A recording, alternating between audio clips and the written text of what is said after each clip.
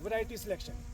ठीक है, थर्ड चीज़ क्या है, वैरायटी सिलेक्शन। आपने ये तो सोच लिया ठीक है जी मैं ये प्रैक्टिस करूँगा, इतने डिस्टेंस पे लगाऊंगा, ये ट्रेनिंग प्रूनिंग पे इतने पे रोक दूंगा, पर आपने सबसे इंपॉर्टेंट चीज़ क्या आएगी थर्ड स्टेप में कि वैरायटी सिलेक्शन। मैं पौधे तो लाऊंगा पर लाऊं कौन से, वो देखना आपने अपनी टोपोलॉजी, आपके एल्टीट्यूड, आपकी हाइट, मतलब आपके खेत की हाइट कितनी है सी लेवल से।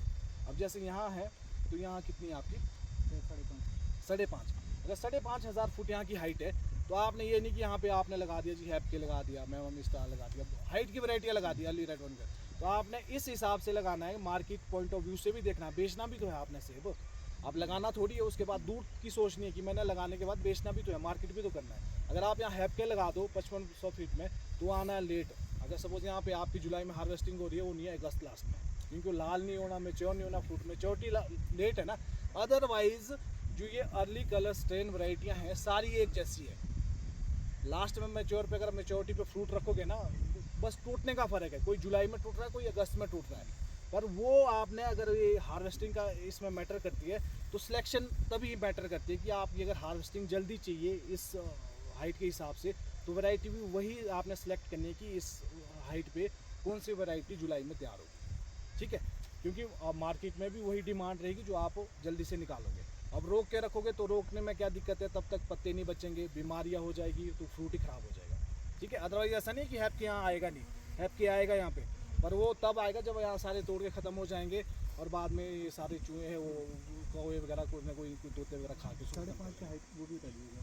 हाँ, वैरायटी सिलेक्शन देखिए जो हमारे अकॉर्डिंग है, जो हमारा एक्सपीरियंस बोलता है, वैरायटी सिलेक्शन अगर 5.5 और 5.5 के बीच अगर आप कर रहे हैं तो हमारे हिसाब से आपको गाला पे ज़्यादा फोकस करना चाहिए।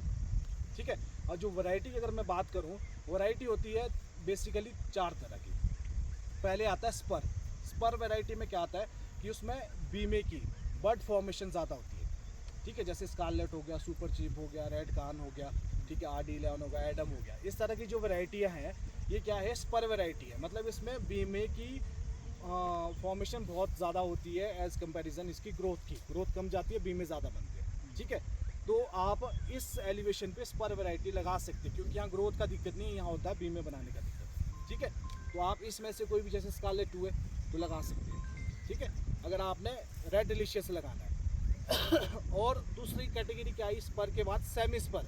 सेमी स्पर में क्या आता है, जैसे किंग रॉट हो गया, Z1 हो गया, अर्ली रेड वन हो गया, हैपके हो गया, ये इस तरह की वैरायटी ये है सेमी स्पर। इसमें क्या होता है, इसमें बीमे कम बनते हैं, मतलब ऐसा तो नहीं है कि बिल्कुल कम बनेंगे, कंपेयर करें अगर हम, ग्रोथ ज़्यादा होती है, बीमे कम बनते हैं। ठीक है, और थर्ड हो गया आपका गाला। गाला तो आपको पता है, गाला में बहुत सारी वैरायटी है। ठीक है, गाला में क्या होगा कि आपकी इसकी ग्रोथ हैबिट ज़्यादा है पर, और टिप बेरिंग है, आगे इस पर टिप पे फ्रूट लगते हैं इस पर, और आपका अर्ली हार्वेस्ट हो जाता है इन एलिवेशन पे अगर आप वैरायटी सही से सिलेक्ट करें, और अच्छे दाम मिलते हैं। 2-3 सालों से जो रिकॉर्ड आप देखोगे तो मार्केट में अच्छे प्राइस मिलते हैं। ठीक है, और चौथी वैरायटी होगी आपकी पॉलिनेटर, पॉलिनाइजिंग वैरायटी।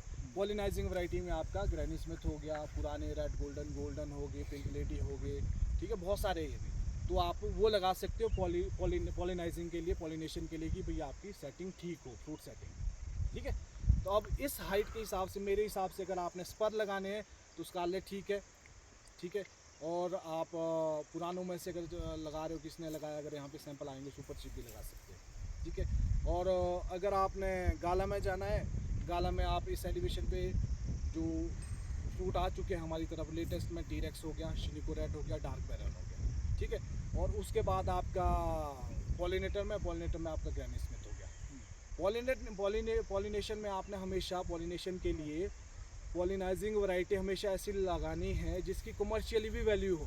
आपने जैसे रेड गोल्डन लगाया ना, बिकता कम है, तो ग्रैनी स्मिथ लगाएंगे, पॉलिनेशन का काम भी करेगा और साथ में आपका मार्केट वैल्यू भी देता है, आपको बाद में अच्छी रेट में बिकता है। ठीक है, और इसका सबसे बड़ी बात है जो इसका फ्लोरिंग पीरियड है वो लंबा है, वो ज़्यादा दिन चलता है, जो बाकी जितनी पॉलिनाइजिंग वैरायटी उससे ज़्यादा काम करता है, और थोड़ा ठंड को भी ये ज़्यादा ये नहीं है कि उसमें फूल ख़राब हो जाएगा, बियर कर सकता है। ठीक है, तो ये चीज़ है। अब उसके बाद आपने ये सारी चीज़ें अपने मन बना दिया, हाँ जी मैंने ये खेत है, ये सॉइल, इसका pH है, ये इसकी स्पेसिंग है, ये वैरायटी सिलेक्शन है। ठीक है, उसके बाद होता है आपका चॉइस ऑफ नर्सरी और प्लांट।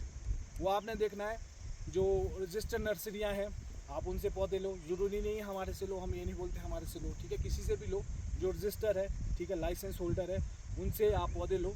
ठीक है, और उसकी प्लांटेशन करो। वहाँ जाके क्या है, चेक करो आप रूट जोन कैसा है, ठीक है, उसकी रूटिंग देखो सिस्टम की पौधे की कि भाई उसका रूट स्ट्रक्चर ठीक है, ऊपर से हेल्दी है। कई पौधे होते हैं 10-12 फुट के होते हैं और रूट 2-4 होगी, 3-4 होगी उसमें रूट ना, तो वो आपका मोर्टेलिटी ज़्यादा होगी।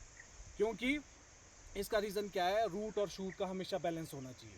जब नर्सरी से आपने पौधा उठाना है, एक ही आपने दिमाग में रखना है, हेल्दी पौधा वही है जिसके रूट और शूट का बैलेंस ठीक है। शूट मतलब ये ऊपर वाला स्ट्रक्चर जो इसका है पौधे का, उसके झेलने लायक उसकी जड़ें है कि नहीं है, तो वो ज़रूर देखना है आपने। ये नहीं देखना कि 10-12 फुट का पौधा है जी, नीचे तो बिल्कुल ज़ीरो है, तो वो बैलेंस आपने ज़रूर देखना है, ठीक है। तो वो हो गया आपका सिलेक्शन ऑफ प्लांट। अगर हम बात करें, उसके बाद क्या आएगा, नेक्स्ट चीज़ आप वहाँ से लाओगे। थोड़ा जैसे क्या होता है, नर्सरी से आपका यहाँ पौधा आता है, अब मैं पूरा बताऊँगा, आपको बता तो रहा हूँ कि आपने उसको डिहाइड्रेट हो जाता है सफ़र में। सपोज़ अगर आपका पौधा हिमाचल से आ रहा है या उत्तराखंड कहीं से भी आ रहा है, आराकोट से आ रहा है, जहाँ से भी आ रहा है, तो सफ़र में डिहाइड्रेट हो जाता है हवा में। उसका क्या होता है, थोड़ा सूख सा जाता है, जिसको बोलते हैं ना रूट जोन खासकर। तो उसको आपने ला के एक दिन, मतलब जैसे शाम को पानी में डाल दिया, सुबह निकाल दिया, लगाने से पहले उसको पानी में डालना है ताकि सूखे कम, मोर्टेलिटी कम।